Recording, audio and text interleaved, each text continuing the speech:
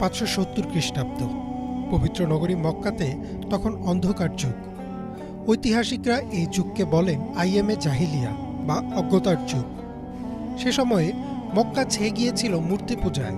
পবিত্র কাবার ভেতরেও ছিল 360টি মূর্তি। কোনো ঘরে কন্যা সন্তান জন্ম নিলে তাকে জ্যান্ত পুঁতে ফেলা হতো মাটিতে। এমন এক সময় মহান আল্লাহ পৃথিবীতে পাঠালেন এক শান্তির দূত। 12 রবিউল আউয়াল জন্ম নিলেন বিশ্বনবী মুহাম্মদ সাল্লাল্লাহু আলাইহি ওয়াসাল্লাম। মহানবী সাল্লাল্লাহু আলাইহি ওয়াসাল্লামের জন্ম তৎকালীন মক্কার প্রভাবশালী কুরাইশ গোত্রে। জন্মের কিছুদিন আগেই তার পিতা আব্দুল্লাহ মারা যান। মা আমিনার ভালোবাসায় বড় হতে থাকেন তিনি। তবে সে সময়ের মক্কার প্রভাবশালী পরিবারের একটা নিয়ম ছিল যে তাদের ঘরে জন্ম নেওয়া সন্তানরা একটা নির্দিষ্ট সময় কোনো বেদুইন পরিবারে থাকবে, যেন তারা শারীরিক ও মানসিকভাবে সুস্থ থাকতে পারে। আর তাই জন্মের পরপরই শিশু মুহাম্মদ সাল্লাল্লাহু আলাইহি ওয়াসাল্লামকে দিয়ে দেওয়া হয় বেদুইন নারী হালিমার কাছে, যিনি পরম মমতায় দাইমা হিসেবে তাকে লালন পালন করতে থাকেন। বিশ্বনবী সাল্লাল্লাহু আলাইহি ওয়াসাল্লামের বয়স যখন 5 বছর, তখন তিনি ফিরে আসলেন তার মা আমিনার কাছে।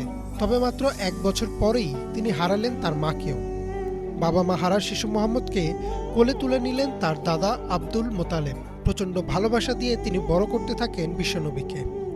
কিন্তু 2 বছর পর তিনিও মারা যান। দাদার পর শিশু মুহাম্মদ সাল্লাল্লাহু আলাইহি ওয়াসাল্লামের দায়িত্ব নেন তার চাচা আবু তালিব। আবু তালিব ও তার স্ত্রী ফাতিমা নিজের সন্তানের মতোই ভালোবাসা দিয়ে বড় করতে লাগলেন বিশ্বনবী মুহাম্মদ সাল্লাল্লাহু আলাইহি ওয়াসাল্লামকে।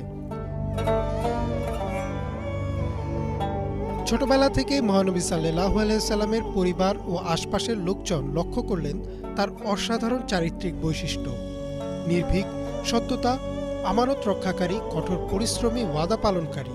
অর্থাৎ একজন মানুষের মাঝে যত সুন্দর চারিত্রিক বৈশিষ্ট্য থাকা সম্ভব সবই খুব ছোটবেলা থেকেই তার মধ্যেও দেখা যায়। চাচা আবু তালিব ছিলেন ব্যবসায়ী। তার সাথে বিভিন্ন সফরে গিয়ে তিনি অল্প বয়সেই রপ্ত করে নিলেন ব্যবসা। মহানবী সাল্লাল্লাহু আলাইহি ওয়াসাল্লামের বয়স তখন 12। চাচা আবু তালিবের সাথে এক ব্যবসায়িক সফরে ঘটে এক অদ্ভুত ঘটনা। প্রচণ্ড রোদে জর্ডানের উত্তপ্ত মরুভূমিতে যখন তারা মালামাল নিয়ে যাচ্ছিলেন, তখন দূরে থাকা এক গির্জার পাদ্রী দেখলেন এক টুকরা মেঘ ছোট্ট এক ছেলের উপর ছায়া দিয়ে যাচ্ছে। ছেলেটি যেখানে যাচ্ছে সেখানেই যাচ্ছে মেঘের টুকরোটি। তিনি আরও কাছে গেলেন। তখন মহানবী সাল্লাল্লাহু আলাইহি ওয়াসাল্লাম ও তার চাচা বিশ্রাম নেওয়ার জন্য সেই মরুভূমির এক শুকিয়ে যাওয়া মৃতপ্রায় গাছের নিচে বসলেন। আর মহানবী সাল্লাল্লাহু